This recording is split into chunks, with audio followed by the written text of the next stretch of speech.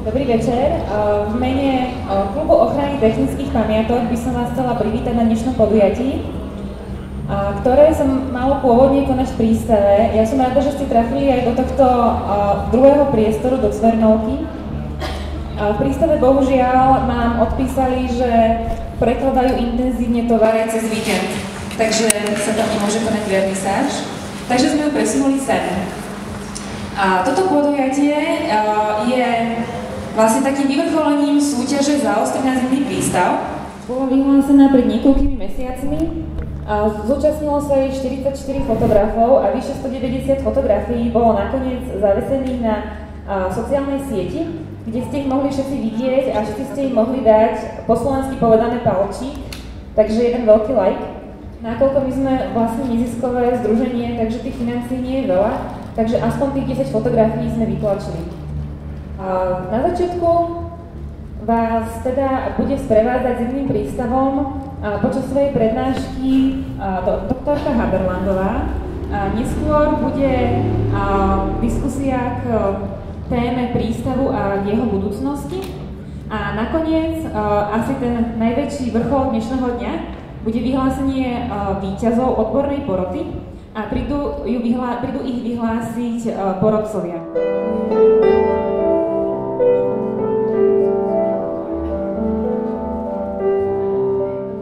Takým zameraním a srdcovou záležitosťou je architektúra medzivojnová a v rámci tohto obdobia aj industriálna architektúra. Hovorím to preto, že predosielam, že témou môjho referátu bude práve architektúra. Bratislavský prístav vznikol už v 90. rokoch 19. storočia. Založilo ho Rakúsko-uhorské kráľovské ministerstvo poľnohospodárstva na ploche 29 hektárov. Zaberalo približne dĺžku 6 km pozdĺž Dunajského nábrežia. Približne od budovy priemyselnej školy stavebnej až teda okolo mosta ďalej smerom k zimnému prístavu, ktorý ale vtedy ešte prakticky neexistoval.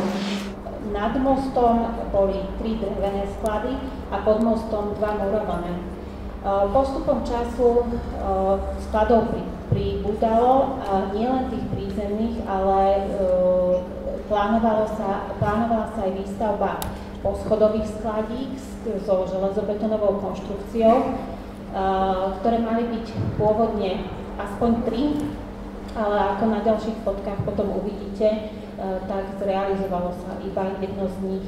V rokoch 1921 až 1922 je to veľmi esteticky príťažlivá budova, ktorá v sebe skrýva výnimočnú históriu.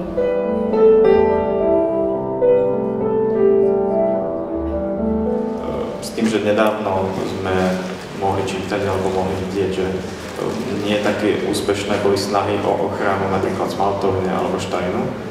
Čím si možno vy vysvetľujete, že v prípade prístavu sa pamiatková ochrana podarila presadiť a pri smaltovni a štajne to nebolo také úspešné?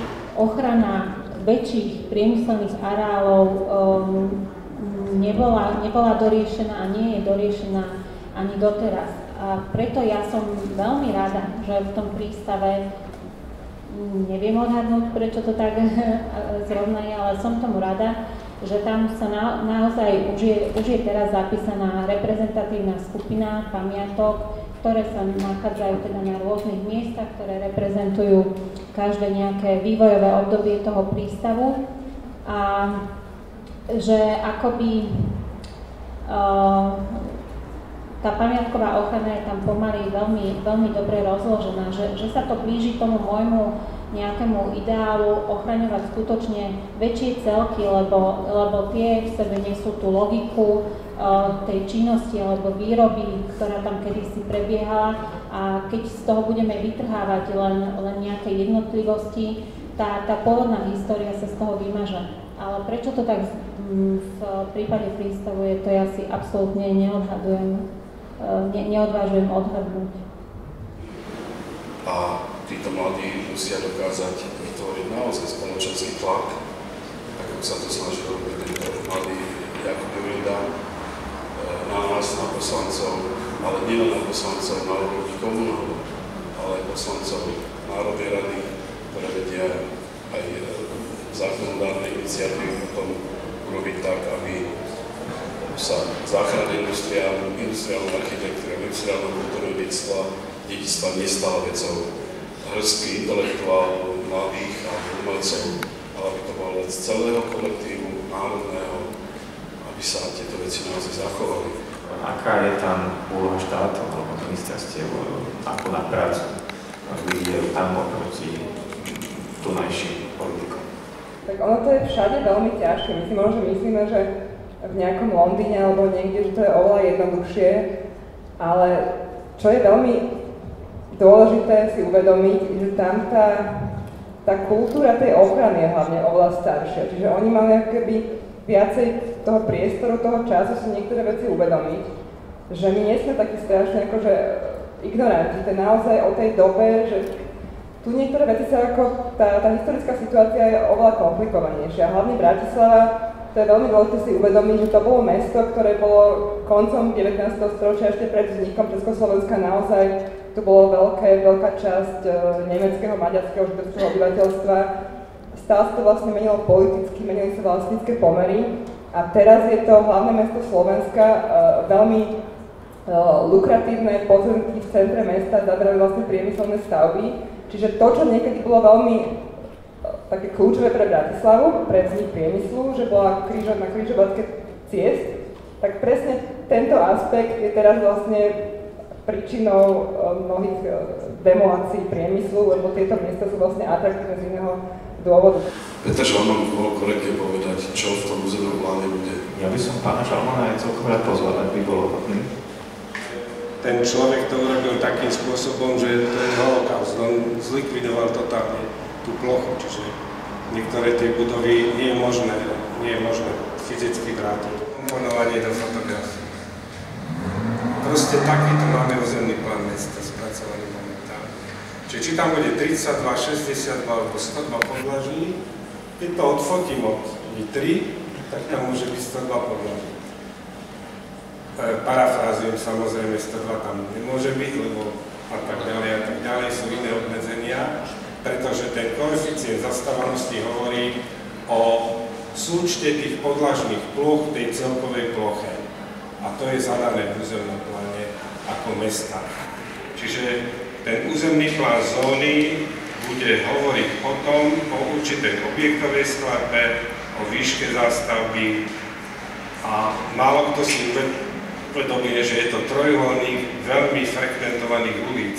Aj tá Páričková nie je nejaká na prvý pohľad nejaká vyťažená ulica, ale do toho územia, to sú zase ďalšie predpisy, je potrebné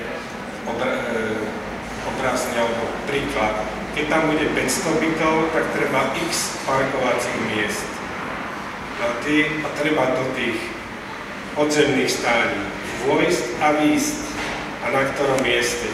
Norma dopravná hovorí, že koľko metrov od akého druhu križovatky môže byť viac a výjazd. Čiže je tam množstvo takýchto parametrov technických, ktoré treba vlastne zohľadniť, lebo k tomu sa podobne ako k projektu rodinného domu bude vyjadrovať, alebo aj k zadaniu sa vyjadrovalo 30 inštitúcií, vodárne kanalizácie, elektrárne, pamiatkový úrad, oddelenie životného prostredia. Sú tam aj stromy. Ja to vnímam, toto územie aj zo širších súvislostí, lebo považujem toto územie za vhodné na bytnú zástavbu, ale za určitých samozrejme podmienok, čiže to tam bude definované, že za aký. Bratislavský prístav pri pohľade na panorámu mesta od juhu, teda z Petržalky, je tak charakteristický prvok panorámy mesta, že by bolo absolútnou stratou kultúrnou, keby sa ten prístav nejakým spôsobom proste zlikvidoval alebo premenil na nepoznanie, skrátka keby sa nezachoval.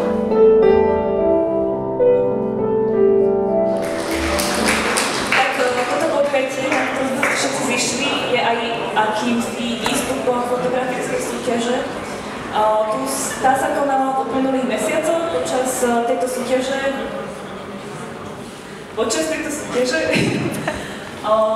Ľudia fotografovali zimný prístav, konkrétne počas 72 dní zapojilo sa 44 fotografov, ako to môžete vidieť. Spravili dokopy 194 záberov a dnes si predstavíme 6 víťazov. Najprv to bude facebooková kategória. Víťazov tejto kategórie už môžete poznať, pretože tých sme už dávno vyhlásili. Počas tejto súťaže ľudia, návštevníci našej facebookovej stránky Industriálne pamiatky Bratislavy mohli svojim lajkom, respektíve zdvihnutým palcom hore, dať najavo, ktorá fotka sa im páčila. A teraz si poďme vyhlásiť tie výsledky, ale najprv by som tu pozvala k sebe šéfa, respektíve predsedu Klubu ochranických pamiatok Jakuba Gridu. Potlesk.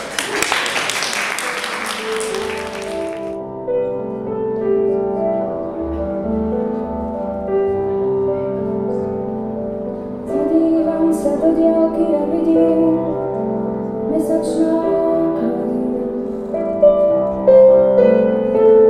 Zadívam sa do diaľky a vidím mesačná krajina. Na prvom mieste sa opäť umiestnili okostrika s krásnou fotkou Remoter, Šturec a Mimu, respektíve Jakub mu odovzdá hlavnú cenu a to je dvakrát plavba do Viedne loďou.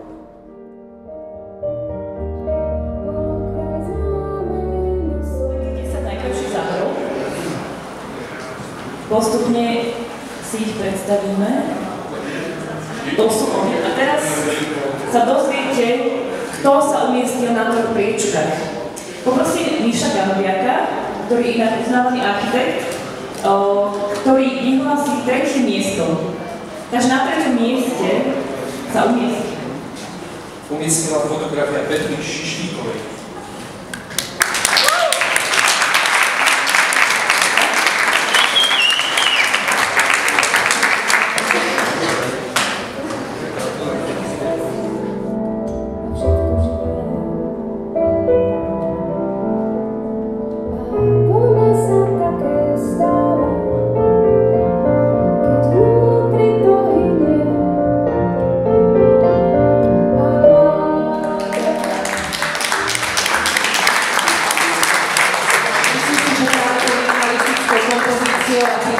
Zaujímavým rámovaním tých hlavných dominant celého videa, ktorý sa úplne si podľa na tým žeriavi, naozaj vytvoril fotografiu, ktorú